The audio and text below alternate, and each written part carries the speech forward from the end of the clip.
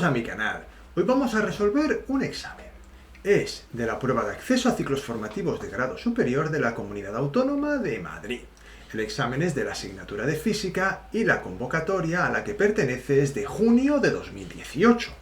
Toma lápiz y papel y trabaja tomando apuntes como si estuvieras en una clase presencial. No seas un alumno pasivo como el espectador de una película, sino un alumno activo. Los conceptos que utilizaremos para resolver este examen son cinemática, dinámica, trabajo y energía. Resolveremos un circuito de condensadores, energía eléctrica y por último ondas, ecuación de una onda. Y antes de comenzar este interesante y complicado examen, te recuerdo que puedes suscribirte al canal y activar la campanita si quieres seguir recibiendo más vídeos como este. Y te agradecería que le dejaras un like al vídeo, así me animarás y me ayudarás a seguir creando más contenido de este tipo. Y sin más dilación, vamos a resolver este examen que tiene algunas preguntas cuanto menos curiosas. El ejercicio dice lo siguiente. Dos ciudades, A y B, separadas 30 kilómetros, están unidas por una carretera rectilínea. En un instante A, sale de A un automóvil en dirección a B con una velocidad constante de 90 kilómetros por hora. Simultáneamente, sale de B en dirección a A una motocicleta partiendo del reposo y con una aceleración constante de 0,04 metros por segundo cuadrado. Apartado A. ¿Cuánto tiempo transcurre hasta que se cruzan? Apartado B. ¿A qué distancia de la ciudad A se cruzan? Vamos a resolver el ejercicio. En primer lugar, se hace un esquema de la situación. Ahí tenéis el esquema. He puesto el A y la B sobre los objetos, aunque quizá debería haberlo puesto sobre las propias ciudades. Pero bueno, yo creo que se entiende. Tenemos que desde la ciudad A parte un móvil con una velocidad de 90 km por hora. Es una velocidad constante, por lo tanto el movimiento es rectilíneo uniforme. Mientras que desde la ciudad B parte otro móvil con una aceleración de 0,04 metros por segundo cuadrado. En este caso, pues el móvil es una motocicleta. La distancia entre las ciudades es de 30 kilómetros tal como se ve en el esquema. Se expresan en primer lugar y antes de comenzar el problema las magnitudes en unidades del sistema internacional. Los 30 kilómetros serán 30.000 metros. Y la velocidad de 90 km por hora hay que transformarla en metros por segundo, utilizando un factor doble de conversión, que ya hemos visto en muchos problemas de este tipo. Lo que vamos a hacer es, como tenemos que transformar los kilómetros en metros, escribiremos un kilómetro en el denominador, ya que el kilómetro en la unidad original está en el numerador, y pondremos el factor de conversión correspondiente. Un kilómetro son 1000 metros. De la misma forma actuaremos con las horas, solo que ahora, como la hora está en el denominador, escribiremos una hora en el numerador y la unidad a la que queremos convertir el segundo en el denominador. Una hora equivale a 3600 segundos. Simplificamos los kilómetros y las horas y al multiplicar 90 por 1000 dividido entre 3600 obtenemos la velocidad expresada en metros partidos segundo. En este caso, 90 km por hora son 25 metros por segundo. Ahora lo que haremos será escribir las ecuaciones de posición de ambos vehículos para luego poder igualarlas para encontrar el momento en el que se cruzan. Vamos allá. Para el automóvil, que describe un movimiento rectilíneo uniforme, escribiremos posición del automóvil igual a posición inicial más su velocidad por el tiempo. Para la motocicleta, cuyo movimiento es rectilíneo uniformemente acelerado, escribiremos la ecuación del movimiento rectilíneo uniformemente acelerado. Ahí la tenéis. Posición de la motocicleta es igual a la posición inicial más la velocidad inicial por el tiempo más un medio por su aceleración por el tiempo al cuadrado. Los vehículos se cruzarán cuando sus posiciones sean iguales, es decir, XA igual a XB. Igualamos las ecuaciones que teníamos en la parte de arriba y como veis obtenemos una ecuación. Importante, haced esto en vuestra libreta ya que aquí hay mucha letra y si no lo vais siguiendo paso a paso, ver el vídeo solo no va a ser de demasiada utilidad. Insisto, verme a mí no es la solución, lo importante es ir trabajando los vídeos y en este caso ir copiando el procedimiento y entendiéndolo. Lo que haremos ahora será tachar la posición inicial de A, ya que es 0 metros, y la velocidad inicial de B, ya que parte desde el reposo. De manera que podremos escribir que 25t es igual a 30.000 más un medio por menos 0,04 por t cuadrado. Y mucho ojo aquí con el signo de la aceleración. En este problema he tomado como convenio de signos que el objeto A adquiere o lleva una velocidad positiva y por lo tanto el objeto B, la motocicleta, como se mueve en sentido opuesto, su aceleración debe ser negativa, al igual que lo será su velocidad. Esto es muy importante ya que si no el problema no nos va a salir. Continuamos con el ejercicio resolviendo la ecuación en función del tiempo que nos ha quedado. Ahí la tenéis en pantalla. Operamos un medio por menos 0,04 y me queda menos 0,02 por t cuadrado. Reordenamos la ecuación de segundo grado y ahí la tenemos. 0,02 por t cuadrado más 25t menos 30.000 igual a 0. Debemos resolverla, claro, como se hace en matemáticas. Ahí tenéis la expresión y si vamos operando, vamos a llegar a dos tiempos. t sub 1 igual a 750 y t sub 2 igual a menos 2000. Lógicamente, como el tiempo no puede ser negativo, descartamos la solución de menos 2000 y vamos a quedarnos con la solución de 750. Por lo tanto, podemos decir que los móviles, el vehículo y la motocicleta, se cruzan al transcurrir 750 segundos. La ecuación de segundo grado la he hecho un poco rápido. Se supone que cuando llegáis a este tipo de examen debéis saber hacerla. No dejéis de hacerla en vuestra libreta y aseguraros de que sabéis hacerla. Hay que saber hacerla no solo para el examen de física, sino para el que tenéis en la fase general de matemáticas. Por otro lado, para calcular la distancia de la ciudad A a la que se cruzan, calculo la posición de cualquiera de los dos vehículos a los 750 segundos. En este caso voy a coger la ecuación más fácil, que es la del movimiento rectilíneo uniforme, la del vehículo que parte desde A. Sustituyo y nos queda 0, que es la posición inicial, más 25, que es su velocidad, por los 750 segundos. En total obtenemos 18.750 metros.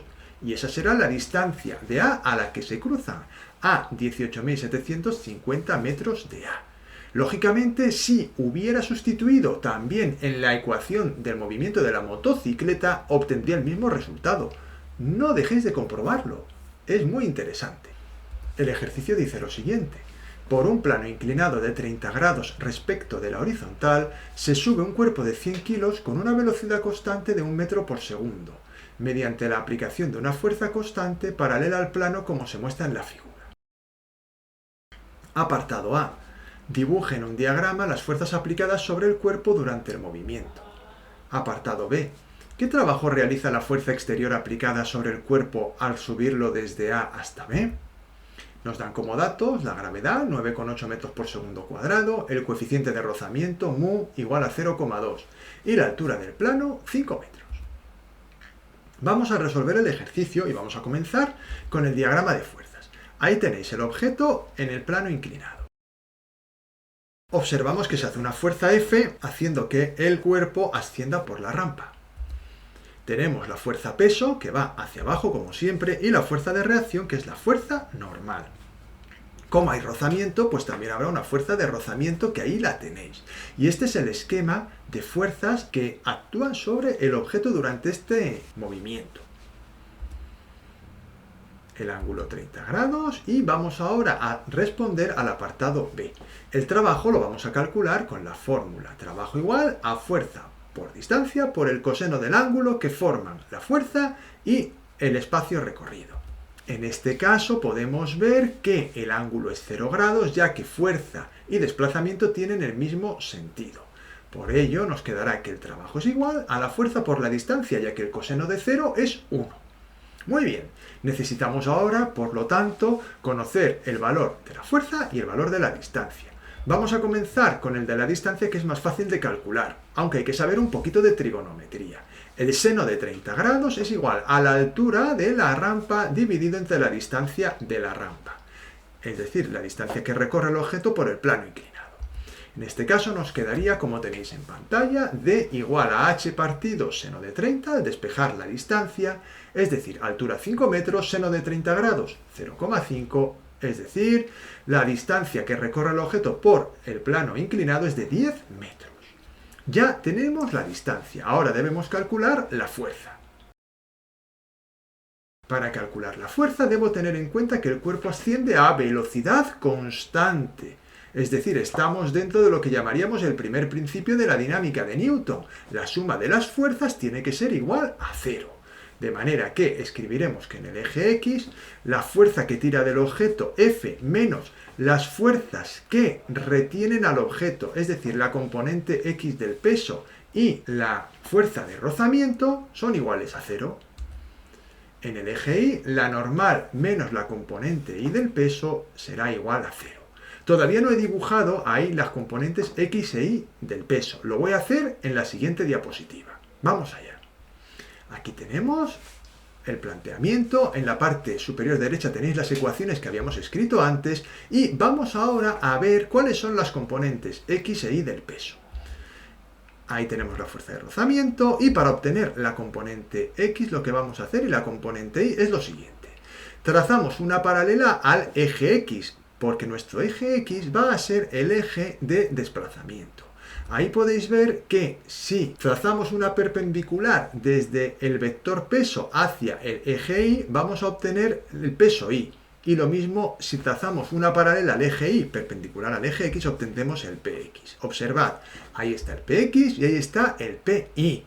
Muy importante que seáis capaces de hacer esto en vuestra libreta. No dejéis de hacerlo, por favor, porque es una de las partes más importantes del ejercicio, ya que, como podéis ver, las ecuaciones que he sacado de la dinámica dependen directamente del esquema de fuerzas que he hecho ahí. Observad, en el eje X, la fuerza que va hacia la izquierda le tengo que restar las dos fuerzas que van hacia la derecha, que son el Px y la fuerza de rozamiento. Mientras que la normal se contrapone a la componente Y del peso. Muy importante, fundamental. Algún ejercicio tengo por ahí más hecho de esto. Os recomiendo que hagáis este ejercicio las veces que sea necesario. Y el esquema, aseguraos por favor de que sabéis hacerlo tal cual está ahí. Muy importante, cuando hagáis el esquema en el examen, debéis hacer un dibujo de un tamaño adecuado, un tamaño que sea casi media hoja si me apuráis, porque es parte del problema. Y si no hacéis un dibujo grande, el problema es que cuando trabajéis sobre un dibujo pequeñito, no os vais a enterar, no vais a distinguir las fuerzas, no vais a distinguir nada. Observad ahí que el ángulo de 30 grados es el del plano inclinado, pero también está ahí, entre el PI y el peso. Y eso es muy importante porque ahora voy a tener que utilizar la trigonometría para calcular los valores de Px y de Pi. Y el hecho de saber que ese ángulo es 30 grados, es decir, coincide con el ángulo del plano inclinado, es fundamental. De hecho, fijaos como ya he puesto ahí el triángulo rectángulo y lo voy a ir sacando. Vamos a calcular, como he dicho, las componentes X e Y del peso. Observad el triángulo rectángulo. Ahí podéis ver que la hipotenusa es el peso y que tenemos dos catetos, Px y Pi, que son los catetos que vamos a calcular utilizando nuestros conocimientos de trigonometría. El seno de 30 grados es igual a cateto opuesto partido hipotenusa, es decir, Px partido P. Es decir, Px será igual al peso por el seno de 30 grados.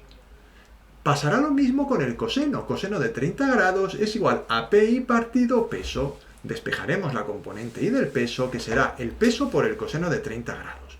Lógicamente yo ya sé que el peso es la masa por la gravedad, lo escribiremos luego, pero en lo que quiero hacer yo hincapié es en que veáis cómo he calculado las componentes X e Y del peso. Esto se puede aprender de memoria, pero si lo entendéis, mucho mejor. Despejando la ecuación del eje Y se iguala la normal al peso de la componente Y, lógicamente. Y recordamos que la fuerza de rozamiento es igual al coeficiente de rozamiento por la fuerza normal, es decir, en este caso concreto, el coeficiente de rozamiento por la componente Y del peso, ya que la normal y la componente Y del peso son iguales. Se sustituyen ahora Px y Fr, es decir, la fuerza de rozamiento, en la ecuación del eje X, quedándonos fuerza menos peso por seno de 30 grados menos mu por peso por el coseno de 30 grados igual a 0. Id haciendo esto en vuestra libreta, paso a paso, con paciencia, no hay prisa. Tranquilamente, pero tratad de entenderlo bien. Yo estoy yendo despacio a propósito, porque quiero que aprendáis a hacer bien este tipo de ejercicio. Vamos a continuar. Se despeja la fuerza. La fuerza será igual al peso por el seno de 30 grados más el coeficiente de rozamiento por el peso por el coseno de 30 grados. Continuamos trabajando con la ecuación. Ya vamos a ir haciendo los cálculos. La fuerza es igual a masa por gravedad, que es el peso por el seno de 30 grados, más el coeficiente de rozamiento por la masa por la gravedad por el coseno de 30 grados. Sustituimos los datos que nos da el enunciado y obtenemos un valor de la fuerza de 660 Newton aproximadamente. Ahora ya, calculadas fuerza y distancia, podemos calcular por fin el trabajo. El trabajo habíamos quedado que era igual a la fuerza por la distancia. En este caso sería 660 por 10, 6.600 julios. Y ese es el resultado del apartado B. El trabajo que realiza la fuerza exterior es de 6.600 julios cuando subimos el objeto desde el punto A al punto B, es decir, desde la parte inferior de la rampa a la parte superior de la rampa. El ejercicio dice lo siguiente: 4 condensadores iguales de 10 microfaradios cada uno están asociados tal como se indica en la figura. El conjunto se conecta a un generador de corriente continua cuya diferencia de potencial es 12 voltios. Calcule. Apartado A. La capacidad del condensador equivalente. Apartado B. La energía total acumulada en el conjunto de los 4 condensadores. Vamos a resolver este interesantísimo ejercicio. Estamos acostumbrados a hacer ejercicios en los cuales tenemos un circuito, pero este circuito lo que tiene son resistencias. En este caso vamos a hacer un circuito de condensadores. Solamente recordar una cosa. Las fórmulas de la resistencia equivalente y el condensador equivalente van justo al revés, como vais a ver ahora. Cuando dos condensadores están en serie, se aplica una fórmula análoga a la de las resistencias en paralelo, y al revés. Cuando dos condensadores están en paralelo, se aplica una fórmula análoga a las resistencias en serie. Vamos a verlo. Debemos, en primer lugar, simplificar el circuito teniendo en cuenta las capacidades equivalentes de condensadores en serie y en paralelo.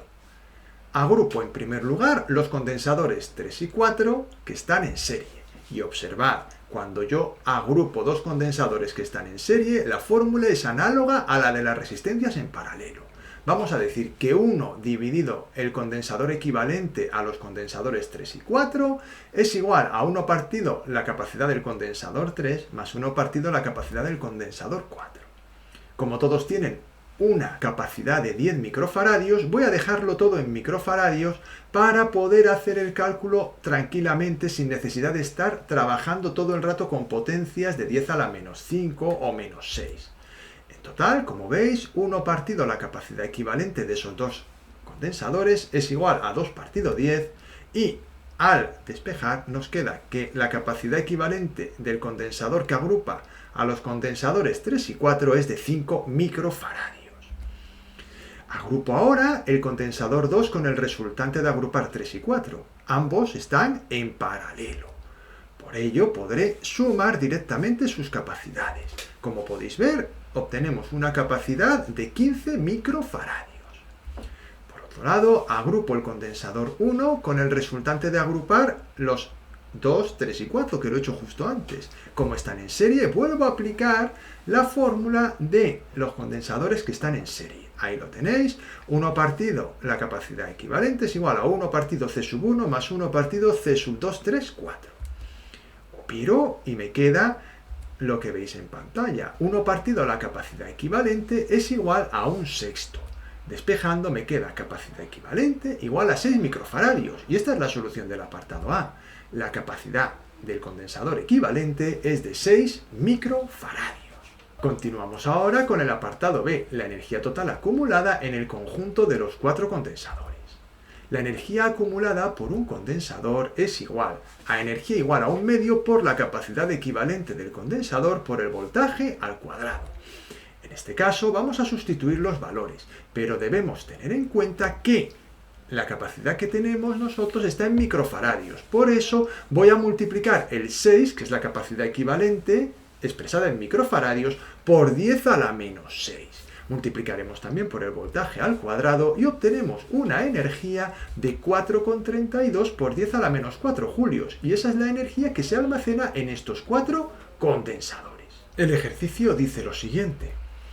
En una bombilla se lee la siguiente inscripción, 220 voltios y 60 vatios. Determine, apartado A, la resistencia óhmica de la bombilla y la intensidad de corriente que circula por ella cuando está correctamente conectada. Apartado B, si funciona ininterrumpidamente durante 200 horas, ¿cuál es el coste de funcionamiento? Nos dan como dato el precio del kilovatio hora, que es 0,20 euros por cada kilovatio hora consumido. Vamos a resolver el ejercicio.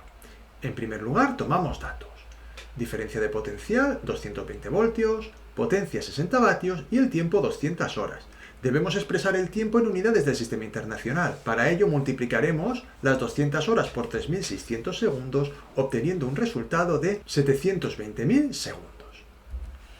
Calculamos la resistencia a partir de la potencia y la diferencia de potencial. Potencia es igual a diferencia de potencial al cuadrado partido la resistencia. Despejamos la resistencia, que nos quedaría igual a la diferencia de potencial al cuadrado partido la potencia. Esos son los dos datos que nos dan en el enunciado. Por lo tanto, sustituyendo, nos queda que la resistencia es 220 al cuadrado dividido 60 igual a 807 ohmios. Y esa es la primera parte del apartado A. Para calcular la intensidad de corriente vamos a aplicar la ley de Ohm. Voltaje igual a intensidad por resistencia. Despejamos la intensidad de corriente, que nos quedará igual al voltaje partido a la resistencia, y operando obtenemos que la intensidad de corriente, como podéis ver en pantalla, es 0,27 amperios. Ya hemos hecho el apartado A. Vamos a resolver ahora el apartado B. La energía consumida en 200 horas se calcula mediante la fórmula energía igual a potencia por tiempo. Sustituimos la potencia por 60 vatios y el tiempo por 720.000 segundos, obteniendo un resultado de 43.200.000 julios. Lógicamente debemos transformar las julios en kilovatios hora y debemos saber que un kilovatio hora son 3.600.000 julios. Por ello aplicamos el factor de conversión correspondiente. 43.200.000 julios, vamos a aplicarle este factor. 3.600.000 julios son un kilovatio hora. Simplificamos los julios, como podéis ver en pantalla, y obtenemos un resultado de 12 kilovatios hora. Ya podemos calcular el coste. El coste será igual a 12 kilovatios hora por el precio del kilovatio hora, que son 0,20 euros. Eso nos da un resultado, como podéis ver en pantalla, de 2,4 euros. Y ese es el resultado del apartado B. El ejercicio dice lo siguiente. Las características de una onda son amplitud 2 metros, velocidad de propagación 50 metros por segundo, frecuencia 500 partido pi hercios. Determine, apartado A, la longitud de onda y su período. Apartado B, la ecuación de la onda. Vamos a resolver el ejercicio. Se toman datos, amplitud 2 metros, velocidad v igual a 50 metros por segundo y frecuencia f igual a 500 partido pi hercios. La longitud de onda se calcula mediante la fórmula que tenéis en pantalla. Velocidad es igual a la longitud de onda por la frecuencia. Basta despejar la longitud de onda, que será la velocidad de propagación dividido la frecuencia. Sustituimos y obtenemos que la longitud de onda es pi partido 10.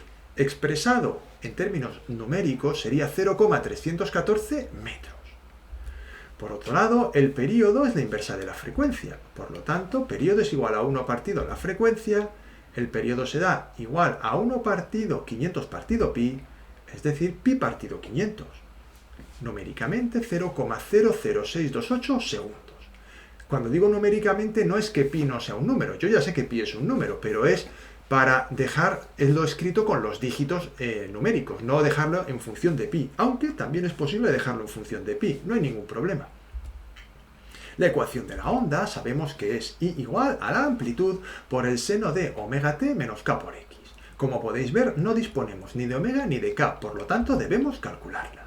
Calculo la frecuencia angular omega como 2pi por la frecuencia. Podéis ver que obtenemos un valor de 1000 radianes por segundo, ya que es 2pi por 500 partido pi. Por otro lado, el número de onda es 2pi partido lambda. es decir, 2pi dividido pi partido 10. Observad que ahora he expresado la longitud de onda en función de pi, porque me viene mejor para calcular, ya que puedo simplificar los números pi y me queda fácilmente que el número de onda es 20 metros a la menos 1. Una vez disponemos ya de la frecuencia angular, del número de onda y como ya teníamos la amplitud de los datos del ejercicio, vamos a poder escribir la ecuación de onda. Ahí la tenéis en pantalla y es igual a 2 por el seno de 1000t menos 20x. Y esa sería la ecuación de la onda. Y hasta aquí ha llegado el examen de hoy. Espero que os haya ayudado a resolver las dudas que pudierais tener. Ya sabéis que podéis suscribiros al canal y activar la campanita si queréis seguir recibiendo más vídeos como este. También os agradecería que le dejarais un like al vídeo, así me animaréis a seguir creando más contenido de este tipo. Y no dejéis de compartir estos vídeos con la gente que se presenta a estos exámenes, pienso que les pueden ser de mucha utilidad. Y ya me despido, muchas gracias por vuestra atención y nos vemos en el siguiente vídeo.